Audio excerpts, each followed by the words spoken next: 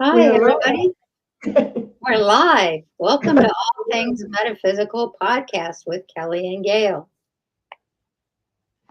Hello. We don't know what we're talking about, so my brain is going, what should we be talking about? What should we be talking about? So, if anyone tunes in and has something you want us to talk about tonight, would be a great night for us to do that.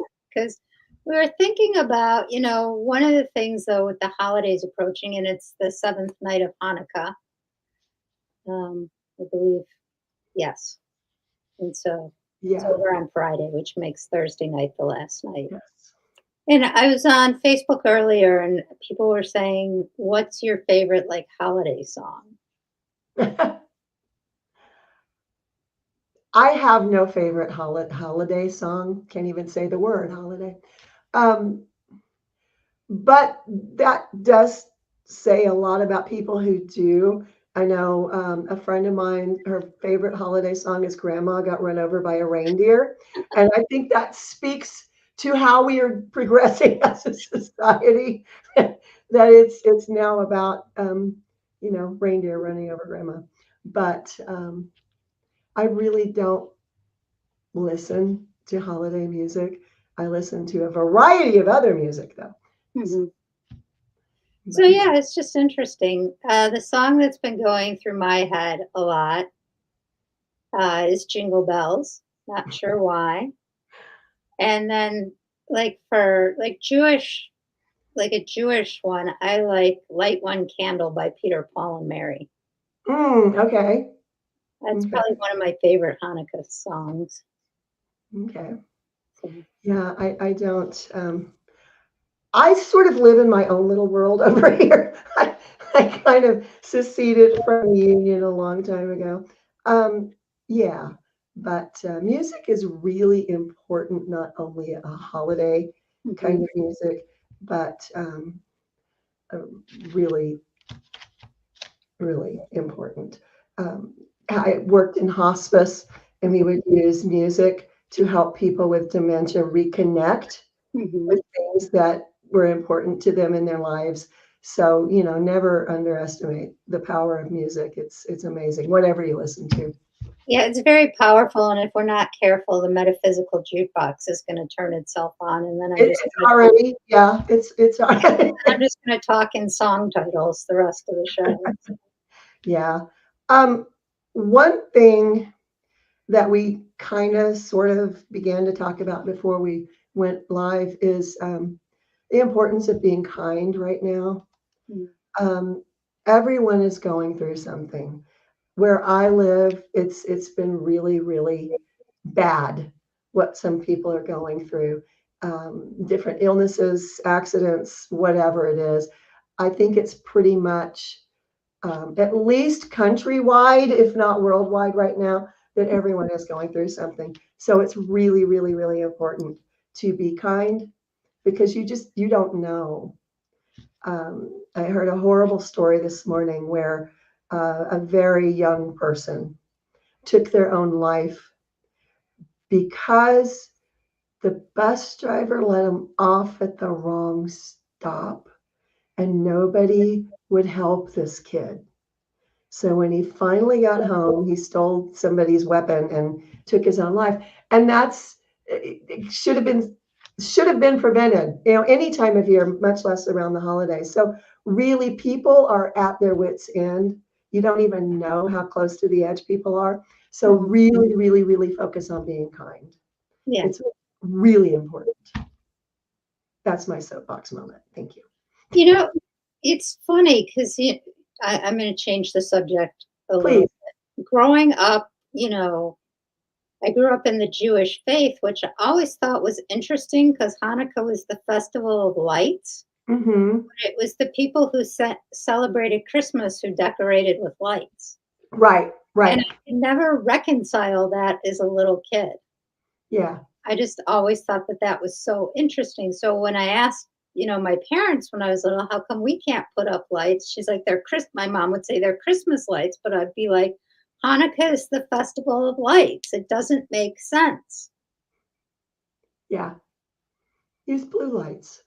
Well, I always said, "Could I have a Hanukkah bush?" Which was a white tree with blue lights and a frozen bagel on top. That's perfect. And my mother said, "That's still a Christmas tree." I'm like, "No, it's a Hanukkah bush." Yeah. And Christmas trees originated in Celtic religions, Druid religions, because it was their symbol that spring would come again. So they would bring a tree in and they decorated the tree to provide food and entertainment for the fae folk that they believed they accidentally brought into their house with the tree. So that was a whole thing. And when I was a kid, I knew this, and it always perplexed me. That's not a Christmas tree. So, I would have gotten along well with your mother. That's not a Christmas tree. No, yes, it is. No, it's not.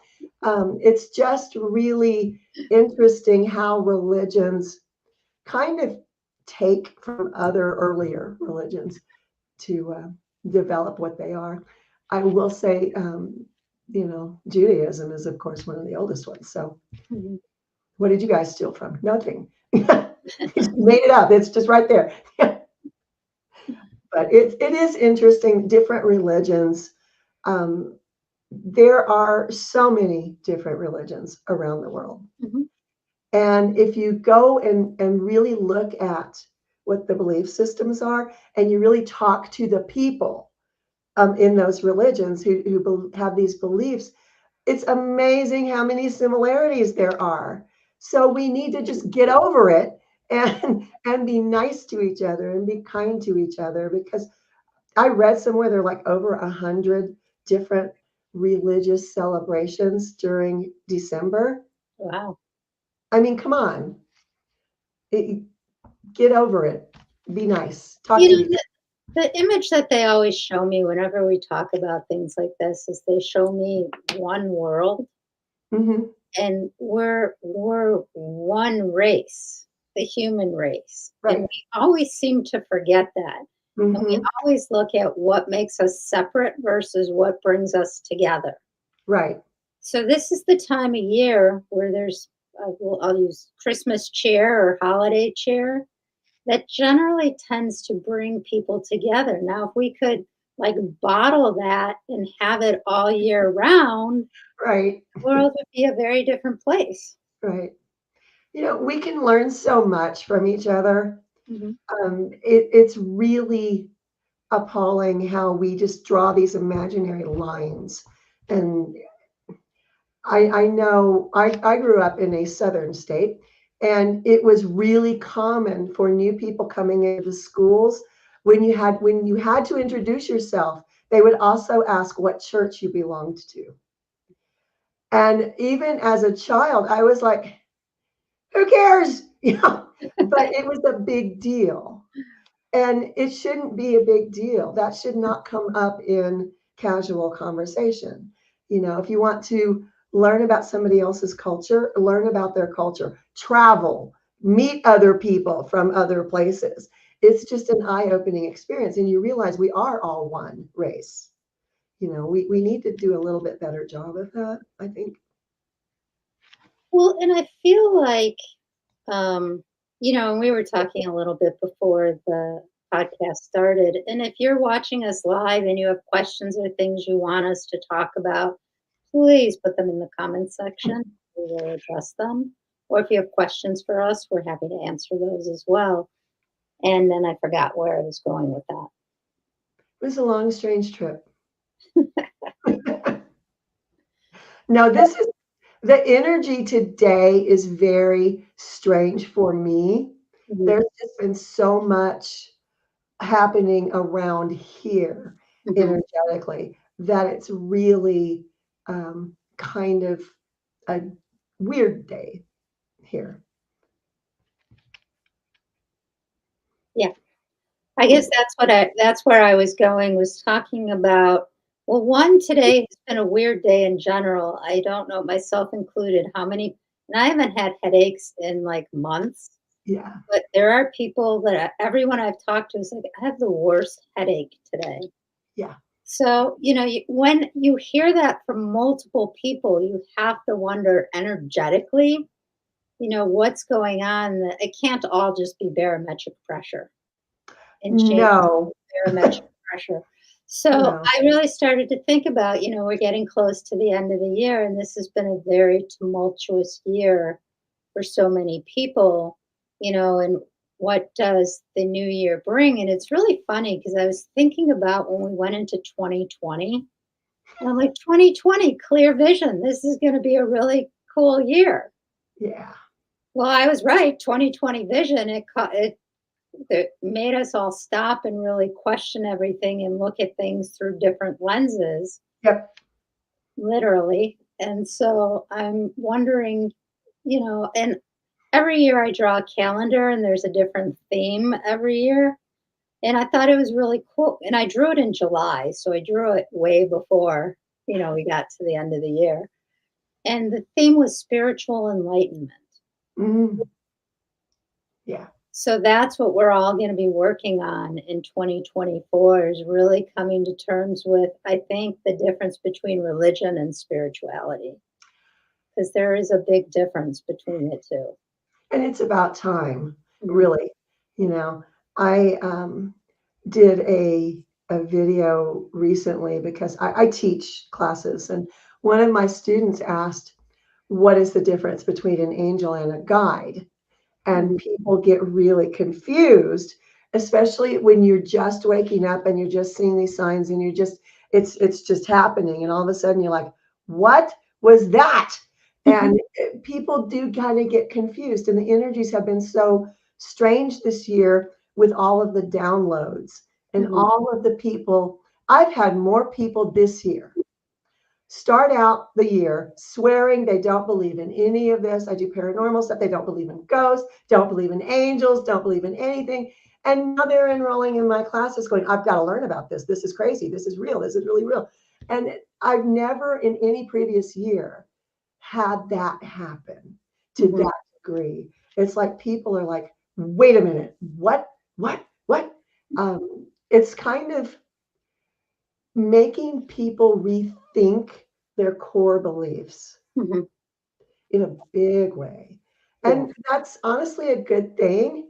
It feels like your world falling apart when it first starts happening, but really it's things coming together. So just keep going, keep pushing through.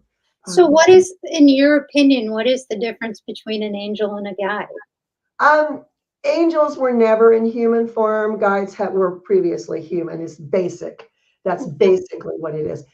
And several people with more knowledge than I have, well, there are exceptions. Yes, there are. But for purposes of this conversation, your guides, I'm like, I can think of several. yeah, and I can too. But for people who are just starting out questioning their belief systems and who does guide me? Who do I ask for help? The basics are that angels are divine beings. They were not human, and guides were human.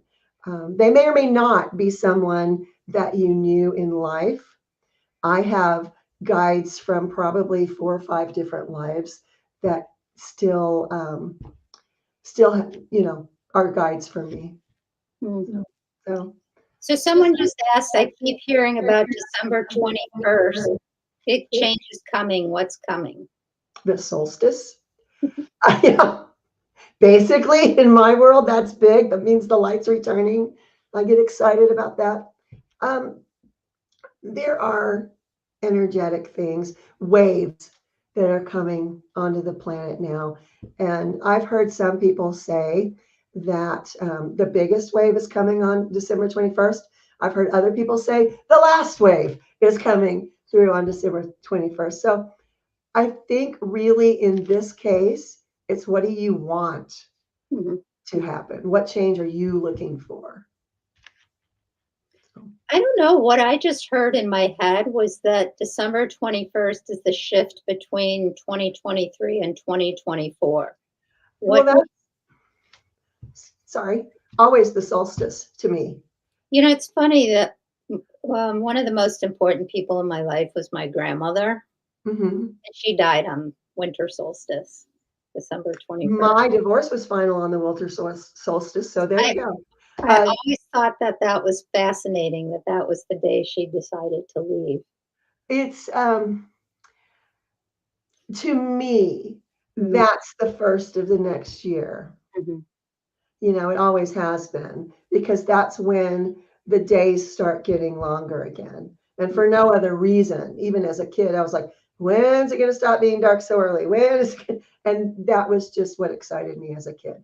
But there are a lot of changes worldwide for people. So, what I'm telling my students right now is think about what changes you want to create in your life, because whatever it is that you want to change, Mhm. now's the time. The energies are in your favor right now. So go for it.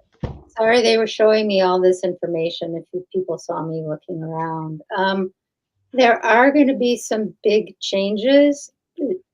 The people who are sensitive will feel them, people who are not won't.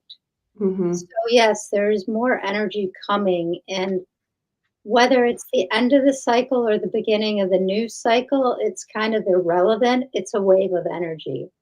How do you want to ride that Right. wave of energy is the important question. There might be some things that go on in the world around that time too, they're saying. So, again, the biggest thing they're saying is that we need to hold compassion and grace for everyone in the world. Because sometimes when you just throw light into the world, it just illuminates things further. And sometimes Right. illuminating things isn't necessarily the way to solve them. Right. And from a paranormal perspective, when we are in investigation and we talk about light, we're talking about the battle of good versus evil. We equate light with good. So that's kind of something to think about too. If you've had people in your life that you've outgrown, Mhm. now's the time to distance yourself. If there has been even something as simple as a bad habit, which I realize bad habits are not simple, but something that is that personal to you, maybe now's the time. For example, a friend of mine is trying to quit smoking.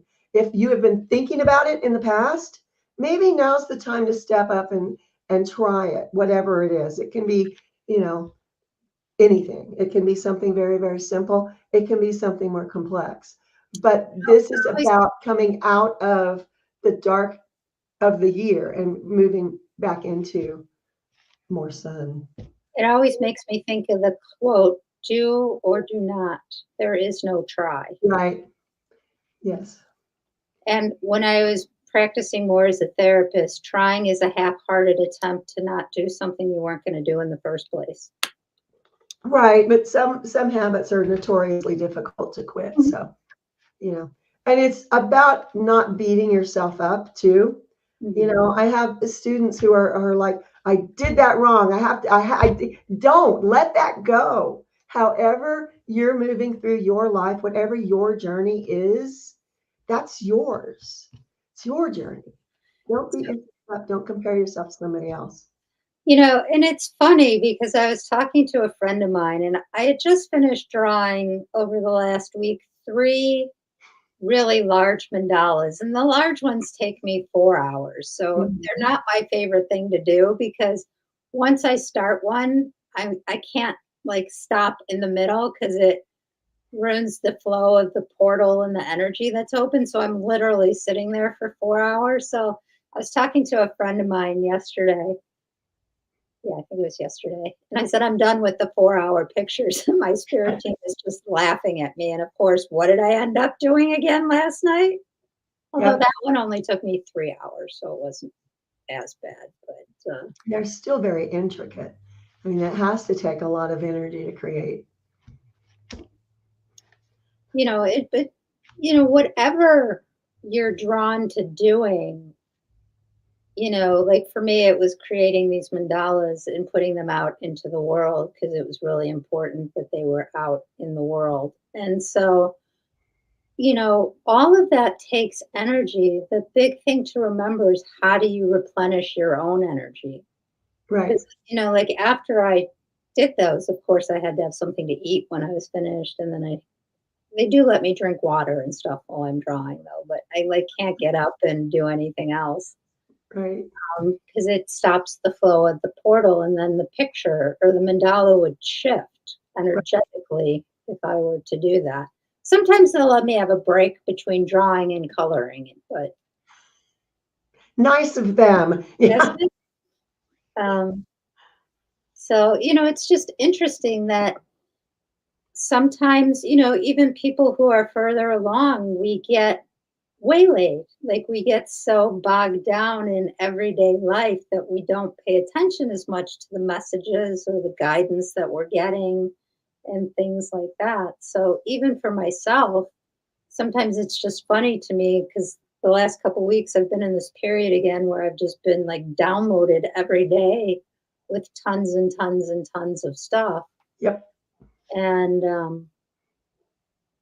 I think I've talked about it before. My friend says that when I'm at work at my day job, I have a sign over my head that says closed. And I guess sometimes I forget to put it back open. So, Balance. Somebody just said balance. mhm, It's right now, people need more balance. Um, the holidays, especially Christmas, has always perplexed me the way people behave.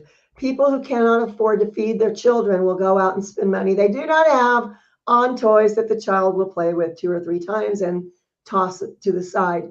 Um, we need to shift our priorities. mhm, We have enough stuff collectively. We have enough stuff.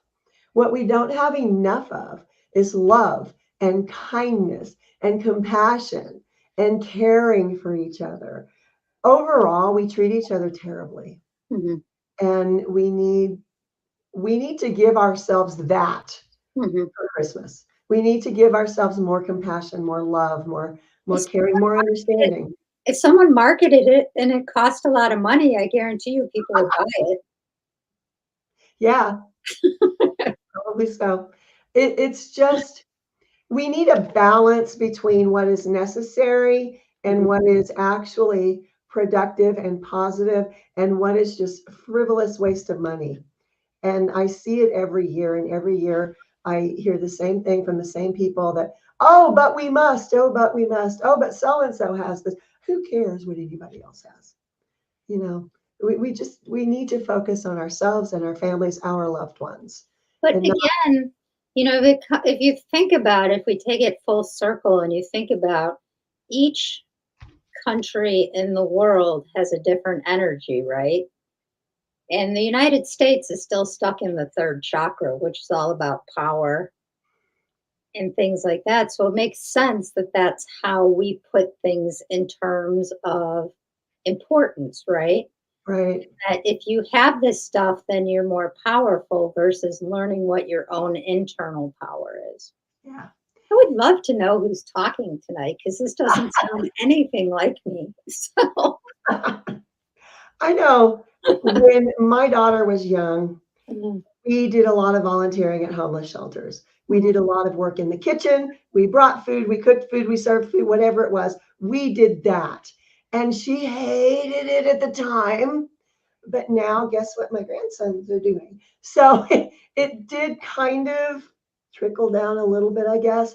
But we need more people caring, mhm. and people just uh, talk to any child of divorce, and what they'll tell you most likely is that whoever the absent person was, whatever absent parent, they got the most expensive gifts from that parent. Well, they didn't get the time, they didn't get the nurturing, you didn't get the care and the relationship building. But that toy truck sure was sweet. Um, we don't think about what our actions are actually telling people we love. Mhm. Well, Especially I divorce. learned growing up, my father had a store that was open 24 hours a day. So it's not like he could ever take a day off living here. So I learned growing up when you get overwhelmed, you go on vacation Right, right, and you leave. That was the message that, I mean, I don't do that, but that was the message that I got, that that's the only way you can relax is if you're on vacation. right. Right. So, it's just really interesting, and having been a therapist for so long, it's really interesting the messages that we still tell ourselves, even though we don't believe them to be true anymore. Right. I think it's my personal theory that if you polled people who have gone into being a counselor, social worker, psychiatrist, psychologist, if you polled them, you would find 99% of them had an upset or traumatic childhood. And I think that is why we go into studying these things, because it's like, what is wrong with me? What happened to me? Why am I like this? And when you get people who are trying to find what's wrong, trying to fix themselves, you get, I think, a more compassionate, caring person. I think.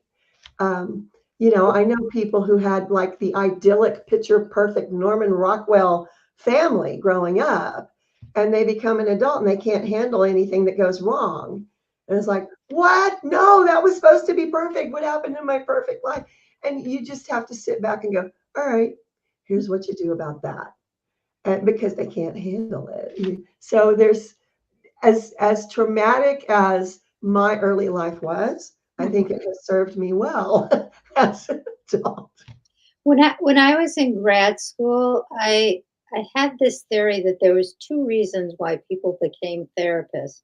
One, you either went through something and you wanted to give back, or two, someone that you really loved went through something and Yeah, you wanted to give back. yeah, And sure enough, that's what the data supported with yeah, everyone I was in school with and things like that. So it was just really interesting. yeah. It's interesting. You do kind of go out and seek answers to questions that you had.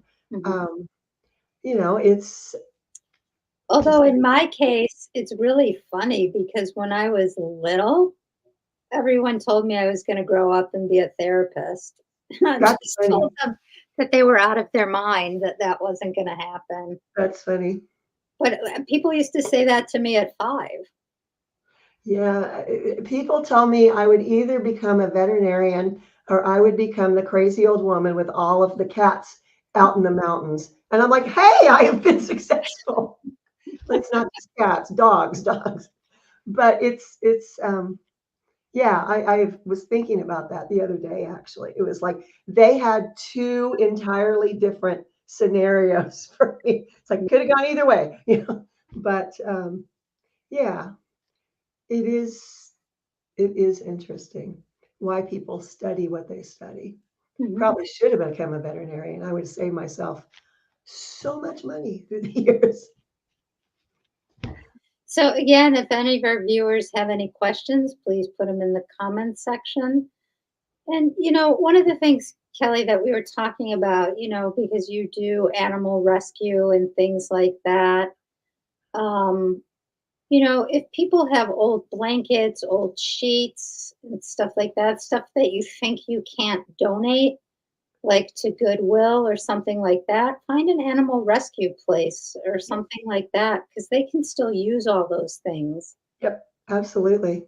Yep, yeah. And don't think any donation is too small. Mhm. There is, I guarantee you, there is a struggling animal rescue organization near you wherever you are, Mhm. because it's easy to get people to donate to, children's cancer societies or, St. Jude's Children's. It's easier for people to donate to other human causes. And a lot of the times, the animals kind of get left out of that donation list. So I know they would appreciate it. So one of the questions we have is any insights for 2024?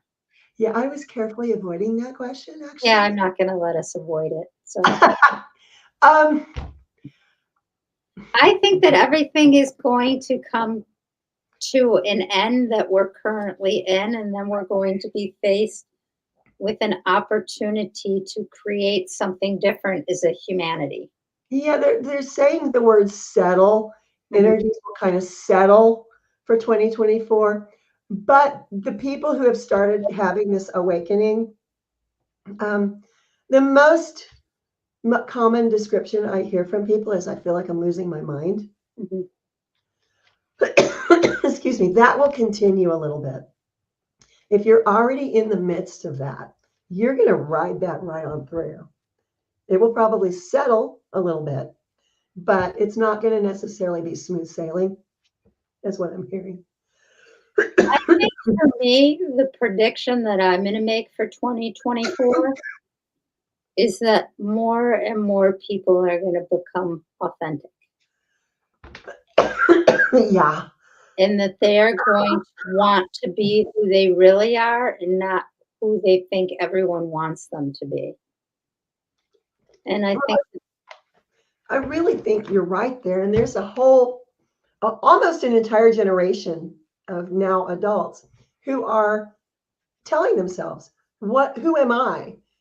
For years, I was the good kid. I was the great, worker. I was the good provider. I was the excellent whatever. And now it's like, who are you for yourself? And that's really the important question that mhm. needs to be answered. And that's a really tough one, you And know? I think that's the journey that we're on. Is how do you authentically be yourself in the world and how do you stand up for what you believe in, even if people are screaming the opposite at you at the top of their lungs? Yeah. And so many people are going through that right now. Mm. It's kind of nuts how many people. It's Well, like there's I'll say whoever's been talking tonight, because it doesn't feel like me. Um, they're very, it's been interesting because it's not things that I've necessarily thought about or would have thought about to talk about in those ways. So just interesting. I think what more and more people are waking up to is that there is a lot more than what we've been taught. And sometimes, and I'm getting students who are so angry because no one taught them these things that they're now figuring out. So, really, your journey is very personal. Mhm. And if you were awake when you were a child, good for you. If you slept walked well into your 40s, yay, welcome. It really there's no right or wrong journey, chronologically. It is all very personal. It is all up to you entirely. So, these people who are now saying, well, why didn't I know then? Well, you weren't supposed to know then. You Well, know, that's where soul contracts and all the other stuff comes in. We've agreed to do right, certain things at different times of our lives. right. And for most of us who are on the planet now, this is the time we've all decided that connecting is important and being authentic is important. And what were we thinking, agreeing to being here now? Um, it's interesting, though, how many people I am hearing from that all of a sudden it's like a light bulb went on. Mhm. And it's fascinating, but it's curious to me. It's Mhm. like, oh, wow, hmm. Any last things that you want to talk about today or Be kind, be nicer to each other. There's a lot of people who are very, very, very close to losing it. mhm, Don't be the straw that knocks them over. Don't do that. Be nice. There are people that I had this experience not too long ago where there was somebody just screaming at the cashier because something wasn't ringing up right. This was last month. And yeah, it was before Thanksgiving. And, I'm standing there going, I am so sorry. I am so sorry. And, finally, when the woman left, the guy behind me followed her out, left his wife and all the kids and everything. It was really I was like, what is he thinking? But he went to find out what was wrong. He said, you're obviously having a bad day. Is there anything I can do to help you? And that's where we need to be at as humans. mhm.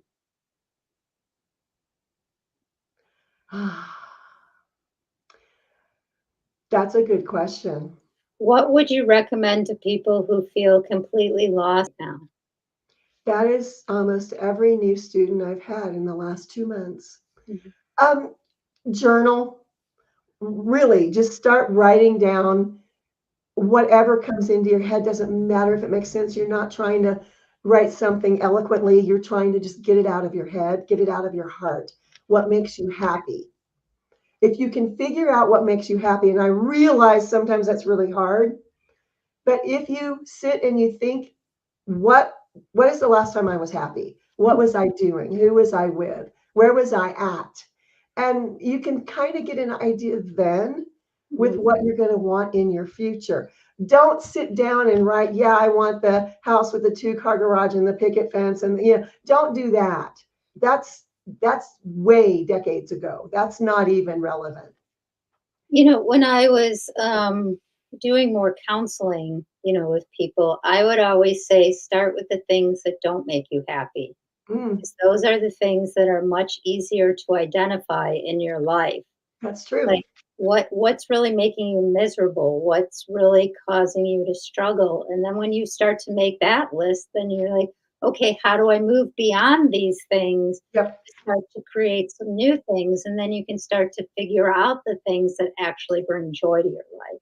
I think sometimes that's an easier way to do it, as opposed to, because we all know what makes us miserable, right? But then we convince ourselves that it's our path and we have to continue to do it. And, Yeah. so it's really looking at those messages around why you're still doing things that are really making you miserable or making you unhappy. And when you're able to stop doing some of those or to change course, because to stop doing something is difficult. So when you can change course and go, oh, wait, this doesn't make me happy. Why am I going to continue to do that? And start to look at what information you get, because sometimes there's a fear. Sometimes, it's old messages that we don't deserve to be happy. It's finding out those things so that then we can create that space for the new things to come in. I'm done on my soapbox now.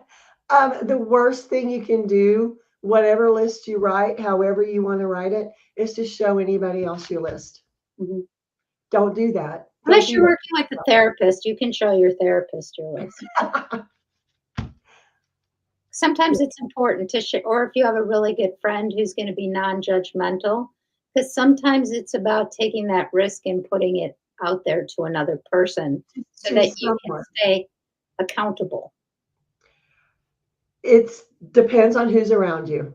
Well, that's why I said somebody that you trust, or a Yeah, therapist yeah. or Because it can spiritual be, advisor.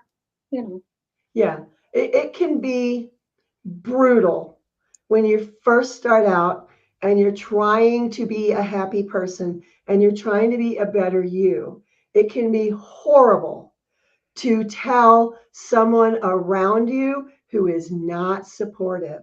They Mhm. will knock you right back down every time. I'm speaking from experience. I have had so many people that just wanted to pull the rug out from under you. So be careful. Yep. Make sure that person is non judgmental. Make sure that they love you no matter what Mhm. before you share that with anyone or go to a therapist The because only Sorry. yeah, no, that's okay. It's just it can be really traumatic. It can re-traumatize you all over again to try and do something better and then have someone shoot you down. And I think the other important concept is to remember is you can't be happy 24 hours a day. Yeah, It's not possible to attain that. You can be optimistic and you can see possibilities, but the state of happiness you cannot stay in 24 hours a day. So I always look at it more so as what makes you content? yeah, You know, yeah. what do you see doing every day that you don't go, God, I don't want to do that. Because you shouldn't need to take a vacation from your life, right? No. So you don't need to escape from your life. How do you create the life that you want to live? And Right. When I first started, I bought my very first business, and I was very young when I did that. But I had a mentor back then who told me, find something that you love to do and that you would do every day of your life without being paid to do it. That's where your success is. Mhm. That's what you'll be great at. And I went at the time, yeah, right, whatever. And what I found out, of course, decades later, after many businesses bought and sold and I wasn't happy, I wrote. I would write every day just for me. And that's what I started doing for a living. Mhm. And it was like, damn that guy. He was right, you know. He wasn't right much, but he was right about that. So really find something. What do you do already that gives you joy? Mhm. Figure out how to do more of that and get paid for it. Everybody, thank you for the great questions tonight. So it's getting close to the end of the year. So Kelly and I probably be back, I would say the first week of January, maybe we'll do Yeah, a probably. podcast. Hmm. Talk about the new energies coming on to the planet and everything after everyone survives I mean, gets through the holidays well. And No, I think you were right the first time. I know, I was just trying to be funny. Um, so we will see all of you again really soon. Anything comes up between now and then, just reach out to Kelly or myself, and we'll be happy to try and troubleshoot things. Yep. Thanks, everybody. Thanks for letting us do this. Thanks for tuning in, and have a happy holiday season. Yep. Happy holidays. Bye. Bye.